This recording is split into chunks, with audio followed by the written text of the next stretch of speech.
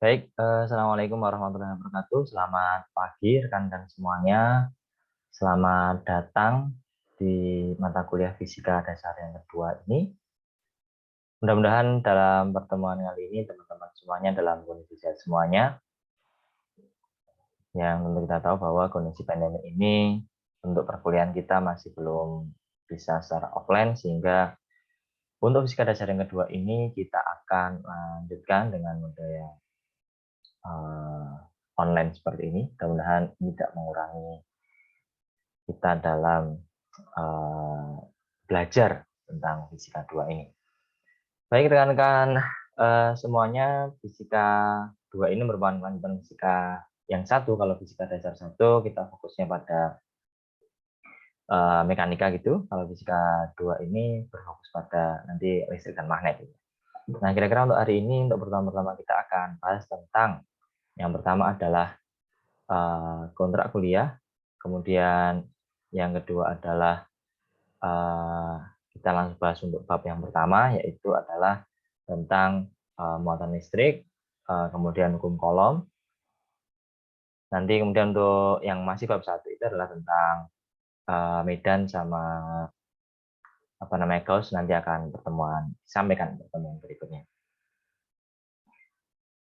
Oke, baik rekan-rekan semuanya, bahwa ini kiranya untuk sebagai overview gitu, bahwa di dalam materi fisika 2 ini, oh ya juga saya menyampaikan bahwa di fisika 1 boleh jadi teman-teman nanti, teman-teman kemarin kan melakukan praktikum. Nah, untuk fisika 2 ini tidak ada praktikum karena sudah diselesaikan pada di semester sebelumnya. Jadi untuk fisika 2 ini fokus pada mata kuliah biasa. Oke, kiranya untuk babnya adalah yang pertama, babnya itu adalah hukum Coulomb dan medan listrik. Di dalamnya ada muatan listrik, hukum Coulomb, kemudian medan listrik, kuat medan listrik, garis gaya, perhitungan kuat medan listrik pada beberapa bidang itu, katakanlah misalnya bagaimana batang, kemudian kerucut seperti itu. Maksudnya bola mungkin. Kemudian juga ada hukum Gauss dan aplikasinya. Bab 2 tentang potensial listrik. Nah, ini di dalamnya ada integral garis gaya, energi potensial, perhitungan potensial listrik. Ini ada beberapa contoh, misalnya muatan diskrit, kemudian ada cincin bermuatan, bola bermuatan, dan sebagainya. Jadi untuk yang 1-2 ini kaitannya dengan listrik statis ya. Kemudian nanti kalau sudah dalam mengalir ini adalah yang bab 3 ini, arus listrik. Arus listrik ini yang bab 3 ini arus listrik dan kerapatan arus, konduktivitas, resistivitas, kemudian hukum Ohm, kemudian dengan arus arah, dan hukum Kirchhoff. Jadi bab 1, 2, 3 ini nanti dilakukan ITS dulu, kemudian nanti setelah ITS nanti berikutnya adalah medan magnet, yang dalam ada gaya magnet, kemudian ada induksi, kemudian ada perhitungan induksi magnet. Berikutnya yang bab 5 adalah gaya gerak listrik induksi, dalamnya ada gaya Faraday, gaya induksi, kemudian ada induksi bolak-balik, dan tenaga yang magnet yang tersimpan pada induktor, dan yang terakhir adalah hukum Lenz. Kemudian untuk yang bab terakhir arus bolak-balik, yang beberapa semester tersebut masih diajar tentang gejala transien. Untuk yang sekarang yang gejala transien sudah tidak, jadi langsung di arus bolak-balik pada resistor, inductor, dan kapasitor. Kemudian nanti rangkaian RLC, dalam arti nanti menghitung impedansinya. Kemudian ada resonansi, diagram fasor, dan kemudian resonansi. Jadi kira-kira itu overview dari mata kuliah fisika 2 ini. Buat teman-teman semuanya menyiapkan untuk fisika 2 ini, mudah-mudahan supaya nanti nilainya bisa maksimal seperti itu ya. Oke, jadi ini untuk yang lebih detail lagi rencana pembelajaran dalam 1 semester ini, bahwa masih sama juga yang di semester 1 dulu, bahwa dalam pembelajaran kuliah kita itu nanti akan dibantu oleh asisten. Yang asisten ini akan masuk setelah 3 kali saya kuliah, kemudian nanti ada asisten yang nanti asisten banyak berlatih dengan soal-soal yang ada di buku ataupun lainnya. Oke, jadi nanti 1, 2, 3 ini tentang hukum Coulomb dan listrik, kemudian ada resistensi, setelah nanti ada hukum Gauss, kemudian nanti ada kuis juga, nanti akan saya jelaskan di setelah ini ya, bagaimana untuk penilaiannya. Kemudian Untuk sebelum ITS, kuliah kita ini berhubungan dengan hukum kolom, apa namanya, listrik ya, hukum kolom, Gauss, kemudian arus listrik. Setelah ITS nanti dilanjutkan dengan medan magnet, kayak GGL induksi, kemudian arus bolak-balik, gitu ya. Nanti hari dengan EAS. Gitu. Rekan semuanya sebagai pustaka utama adalah buku diktat dari Departemen Teknik, Departemen Fisika, yang nanti bisa didapatkan, nanti akan saya kasih link untuk membeli tersebut. Kemudian yang sebagai pendukung nanti ada banyak buku sebenarnya, ada yang dari Resmi, Kian Poli, dan lain sebagainya. Ini sebagai apa namanya kesepakatan dari Bapak pengajar dari pengampu fisika apa namanya ITS, bahwa ini ada 6. Yang pertama ada tugas 1, kuis 1 ITS, kuis 2 IAS. Jadi tugas ini 15%, kuis 20%, ITS 20%, tugas 2 15%, kuis 20%, dan IAS 20%. Karena kemudian ITS ini kecil, karena ITS sama IAS nanti itu yang membuat itu sama semuanya dosen, sehingga jadi memang yang paling mengerti di mahasiswa tersebut adalah dosen dengan masing-masing, sehingga apa namanya yang cukup besar adalah nanti sebenarnya kuis itu. Yang teman-teman nanti mohon untuk menyiapkan jika ada kuis itu. Dan tugas-tugasnya sebenarnya sudah juga ini ya lumayan besar juga ya, 50%. Nah, kira-kira itu teman-teman semuanya, mudah-mudahan bisa dimengerti dari total 100 ya. Jadi ini untuk buku diktatnya teman-teman bisa selain ini diktatnya tentunya jangan sampai salah beli ya. Ini yang listrik sama magnet, dan untuk referensi yang lain teman bisa dapatkan dari sini. Oke, jadi teman-teman semuanya untuk hari ini kita akan mulai. Yang pertama adalah tentang muatan listrik. Dalam awalan dari kuliah fisika 2 ini kita membicarakan tentang muatan listrik. Bahwa kita tahu bahwa muatan listrik itu apa namanya dalam ini ada 2 itu kan, positif sama negatif. Jadi misalnya katakanlah kalau di situ dia sama-sama positif, maka silakan tolak menolak. Kalau di situ adalah apa namanya tulisan negatif, maka dia tarik menarik. Nah, ini kemudian yang ketiga sifat muatannya, muatan dapat bergerak tetapi besar muatannya adalah konstan. Nah, untuk itu bahasan kita ini sebenarnya adalah tataran listrik statis.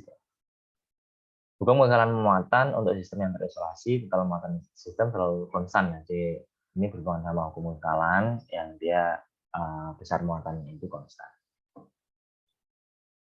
Oke, yang pertama kita tentang muatan listrik ini yang hampir sama dulu teman-teman juga bahwa ini sebelum muatan listrik ini tinjauannya adalah terhadap makroskopis ya, dari satu atom geraknya yang dulu belajar di SMA kita pelajari bagaimana perkembangan teori atom ini, yang bisa jadi yang terlahirkan dari apa namanya Bohr, kemudian Rutherford, dan terakhir adalah dengan mekanika kuantum. Untuk ini memang tentunya adalah dalam masih klasik ya, bahwa katakanlah dalam atom ini di sini ada kemudian ada inti, kemudian dia di luarnya ini adalah ada elektron. Nah, elektron ini kemudian yang karena di sini dari apa namanya massa ini ya, massa ini sama 1 min 31, kemudian ada proton ini ya, ini massanya ini 27 min massanya 27 banding dengan 31, 27 28 dan 91, berarti hampir kalau ini 1 ini 10 ya, sekitar 1000 atau 2000 kali, sehingga elektron itu dia massa yang kecil sehingga dia bisa bergerak itu. Yang apa namanya dari apa namanya dari teori ini kemudian nanti berkembang untuk yang teori berikutnya. Tapi kemudian di dalam untuk listrik statis ini kita pelajari baik bagaimana untuk elektron, proton, neutron ini kemudian dia bisa nanti menghasilkan dari apa namanya dan listrik atau non listrik gitu. Jadi untuk elektron itu apa namanya, dia negatif ya, untuk proton dia sebaliknya. Untuk massa yang tadi hampir 1000 kali dia, untuk neutron dia positif ini. Dia apa nilainya hampir mirip dengan proton. Oke, ini kemudian fenomena elektrostatis yang saya kira di SMA sudah sangat banyak ya, dulu pernah belajar dulu ya sebelumnya, bahwa muatan elektrostatis ini yang muncul ketika dua buah benda non logam dimasukkan satu sama lain dan menghasilkan ion negatif, sehingga dia akhirnya terjadi tarik menarik gitu ya. Atau yang di gambar ini adalah merupakan Van de Graaff itu yang dia bisa menghasilkan listrik statis yang dia ketika dikatakan kita, maka kita bisa berdiri. Atau katakanlah yang dulu sederhana adalah bagaimana kita bisa menarik satu kertas yang kecil-kecil itu yang ditarik pada satu penggaris, atau kemudian wall yang kemudian dia bisa menarik gitu ya. Seperti itu. Nah, ini ada beberapa apa namanya yang ada di misalnya bola yang ada kecil-kecil ini ada wool gitu. Nah, kemudian akhirnya dia tertarik gitu. Sama juga. Nah, ini apa namanya bahan-bahan alam yang kalau yang di sekitar kita yang ini urutan dari atas ke bawah ini bawah ke atas ini mudah menarik elektron. Jadi kalau di situ apa namanya dari bawah ini mudah untuk elektron wall, gelas, kunci. Kemudian beberapa jenis material yang diklasifikasikan berdasarkan kemudahan gerak muatan itu secara umum dia dibagi menjadi dua ya, konduktor sama isolator. Kalau konduktor itu material yang memungkinkan pergerakan bebas muatan, ini logam gitu ya. Kemudian isolator itu material yang tidak memungkinkan pergerakan bebas muatan. Ini ada karet, ada kaca. Ada juga istilah yang mungkin teman-teman belum kenal ya, ada superkonduktor, semi metal, dan semikonduktor. Nah, istilah ini memang dia adalah perkembangan istilah dari penjelasan isolator. Kalau superkonduktor ini benar-benar dia bersifat apa ya, dengan suhu tertentu dia katakanlah yang diaplikasikan pada apa namanya rel kereta, bantalan kereta itu yang dia tidak sampai menempel sehingga dia lebih cepat. Dan metal itu dia apa namanya berkaitan sama metal sama metal. Kemudian yang sering juga adalah semikonduktor. Nah, semikonduktor ini yang sering diaplikasikan pada bahan-bahan elektronik, dan perkembangan semikonduktor ini juga menjadi perkembangan dari dunia industri elektronik. Nah, kemudian berikutnya adalah tentang hukum Coulomb, bahwa ini disampaikan oleh Pak Coulomb untuk mengamatinya, sehingga satuannya pun disebut dengan Coulomb. 1785. Nah, hukum Coulomb ini saya sebenarnya juga ini yang sedikit mengulang ya sebelumnya. Hukum Coulomb ini menjelaskan peristiwa antara tarik menarik dan tolak menolak antara benda bermuatan dan mengkuantisasi besarnya dasar elektrostatik. Ini yang pertama sebanding dengan hasil kali muatan pada objeknya. Jadi Q1 ini adalah muatan 1, Q2 adalah muatan 2. Muatan 1 dan muatan 2 ini apa namanya? Misalnya ada dua muatan ini. Nah, kemudian ukur gaya alistatik atau F ini dia berbanding berbalik dengan kuadrat jarak pemisah antar muatannya. Jadi jangan lupa ini kuadrat R kuadrat yang beri jarak kuadratnya. Kemudian di sini ada tambahan K, bahwa K ini adalah merupakan konstanta elektrostatis dari apa namanya dari rumus matematis ini ditambahkan dengan K. Ini K merupakan yang besarnya 8,982 10,9 Newton meter per kolom. Jadi untuk satuannya K ini juga kalau misalnya lupa gitu dari rumus ini bisa diteruskan juga. Kalau K berarti ini kan bisa gaya meter per kolom kuadrat. Nah kan Q itu kolom, Q1 kolom, Q2 kolom, sehingga satuannya dari K ini Newton meter kuadrat per C kuadrat. Kemudian berikutnya kalau apa namanya K ini juga selain satu nilai itu ternyata ini juga bisa didekati dengan apa namanya satu persamaan itu yang nanti dipakai itu di belakang-belakang itu medan listrik itu K adalah 1/4 V mu 0 1/4 V kali mu 0. Nah, mu 0 ini adalah apa namanya merupakan permitivitas ruang hampa yang nilainya adalah ya 8,85/12 kolom kuadrat Newton meter kuadrat. Nah, jadi selain saya katakanlah yang diketahui nanti K, kalau nanti yang misalnya yang diketahui 1/4 V mu 0 sama juga karena juga bisa dihitung di sini. Nah, gaya listrik atau gaya kolom F ini itu merupakan besaran vektor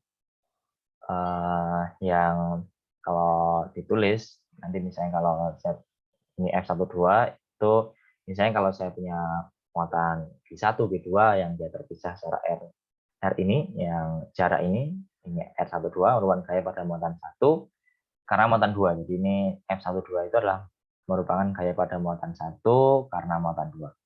Kemudian R12 ini adalah vektor satuan dengan arah dari muatan 2 ke muatan 1. Jadi ini rumusnya K G1 G2 per R kuadrat dikalikan dengan vektor satuan ini. Oke, arah gaya ini bisa paralel atau antiparalel terhadap vektor satuan ini tergantung pada tanda relatif muatan. Jadi kalau misalnya tadi positif negatif, berarti dia saling tarik menarik. Kalau di situ adalah sama, dia akan tolak menolak. Arahnya juga dia tolak menolak.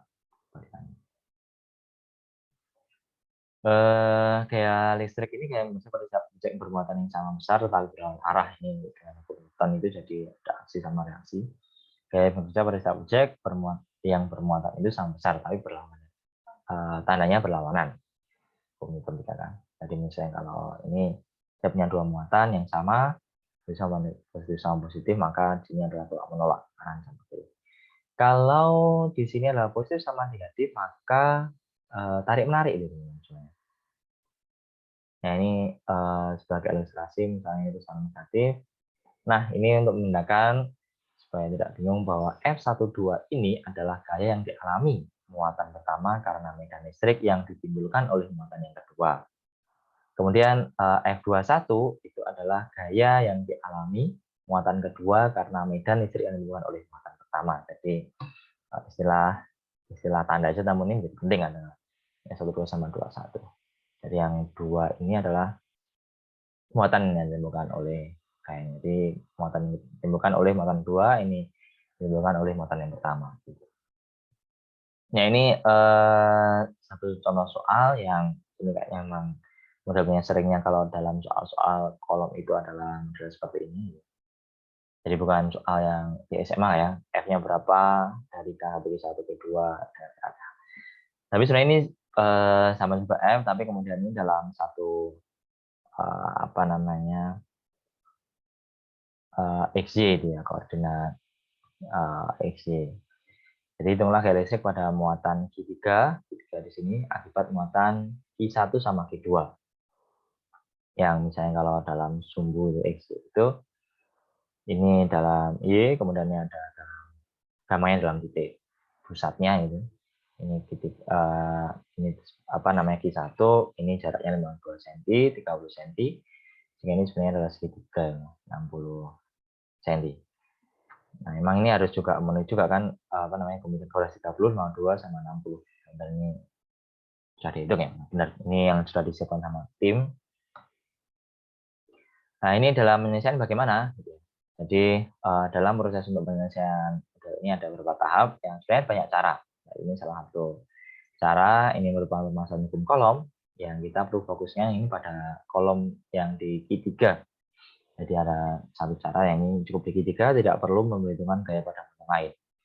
Gaya dapat dijumlahkan sehingga kita hitung terlebih dahulu. Tadi kan ada sebenarnya dengan 12 atau 21 lah ini yang contohnya yang dihitung adalah fokusnya pada Q3, maka berarti ini pengaruhnya 3 terhadap 1 atau 3 terhadap 2, sehingga ditulis 32 dan 1. Kemudian nanti akan jumlahkan keduanya. Jika penyusunan vektor melibatkan komponen vektor, kita harus menggunakan gaya. Jadi kalau katakanlah di situ hanya 1 dimensi, ya nggak perlu. Tapi kalau di sini misalkan katakanlah X dan Y, tentunya kita harus diuraikan dulu gaya-gayanya dalam setiap komponennya X dan Y-nya. Gitu ya. Ini nanti lebih mudah dalam pengerjaannya dilakukan penggambaran seperti itu. Ini gambar gaya yang berada pada G3. Ini pertama gambarkan dulu gitu ya. Jadi misalnya ini ada F32, ada F31, jadi artinya berpengaruh dari 3 dari G1, kemudian 32 kan dia ke arahnya ke sini. Terhadap yang ini 32 kan terhadap 2, G2 ini. Oke, jadi dari persamaan yang tadi kita ini F12 itu apa namanya? G1, G2, S12 itu kan. Nah, ini ada pertanyaan apakah tanda mutlak ini harus diikutkan? Ya, karena arah gaya telah dianalisis pada sekitar gambar. Jadi, karena kita ada arah gaya ini, sehingga ini menjadi penting juga terhadap nilai-nilainya ini. Nah, ini apa namanya dari karakteristik dari muatannya bahwa 32, 3 ini positif, ini negatif, berarti ini adalah dia tarik-menarik kan. Sedangkan kalau 32 ini dia apa namanya tolak-menolak. Tolak-menolak. Nah, ini dari 32 dulu, ini ya dari gambar bahwa untuk 32Y ini kan berarti kan bisa dihitung dengan bersamaan energi K, I3, Q2 per R 32 kuadrat. Nah, namun karena di sini juga ada komponen F32X-nya, tentunya kan berarti kan 0 kan. Jadi tidak memiliki komponen X kan, dari 0. Dengan memasukkan nilai setiap besarnya yang diketahui didapatkan ini F32, berarti kan ini di apa namanya dimasukkan ke angka, kemudian G-nya dimasukkan, Q2 dimasukkan, ini ketemu 330 Newton. Juga sudah menghitung juga, nanti perlu dicek lagi itu. Kemudian untuk 32-nya X itu 0. Nah, kemudian tadi kan 32 ya sudah, kemudian 31. Ini kalau 31 dia adalah karena posisional negatif maka dia tarik menarik. Nah, sehingga di sini K, G3, G1. Nah, di sini yang apa namanya ada sedikit tambahan bahwa di sini karena ada G32 di sini adalah ada sudutnya, maka di sini ada tambahan cos gitu ya. Sehingga ini ada F31X, ini adalah K3G1 cos. Kemudian kalau Y di sini adalah sin. Kalau ini tanda positif karena searah dengan sumber X positif, para negatif ini dia searah dengan sumber negatif. Nah, dengan dihitung 11, 31 sama 31X sama 31Y, maka ini didapatkan ini plus 120 Newton, kemudian 31Y ini adalah 70 Newton. Jadi ada X sama Y, sehingga total gayanya, berarti kan ada F32, kemudian ada F31, berarti ini resultannya sini. Nah, berarti untuk mendapatkan resultannya bagaimana? Ini ya X, dia dijumlahkan dulu kan 31X, kemudian F32. Ini di apa namanya? Dikumpulkan. XX 120 tambah 120 jadi F3X ini 120 berarti F3X ya. Kemudian F3Y ini adalah sama 31Y, 32Y sehingga ini menjadi 10 tambah 330 Newton. Ini ada 260 sehingga sebenarnya kita punya persamaan apa namanya 120X plus 260Y. Kemudian untuk besar vektor dari F3 ini tentunya teman-teman dalam proses menghitungnya ini masih ingat ya bagaimana kemudian ketika punya I sama Y kan berarti kan untuk resikonya tinggal perhitungannya dikuadratkan, kemudian di situ apa namanya untuk sudutnya bisa terkait dengan apa namanya tangan dengan theta berikan aras tangan. Jadi kiranya seperti itu sebagai contoh yang sebenarnya di bab 1 ini yang kita bahas tentang muatan dan hukum kolom. Kiranya untuk hari ini cukup sekian dulu. Nanti untuk berikutnya kita akan belajar dinamika listrik dan kita akan belajar hukum Gauss. Untuk itu terima kasih teman-teman semua untuk hari ini. Semoga sehat semuanya dan teman-teman tetap semangat ya. Sekian dari saya, kurang lebihnya mohon maaf. Assalamualaikum warahmatullahi wabarakatuh dan selamat pagi teman-teman semuanya.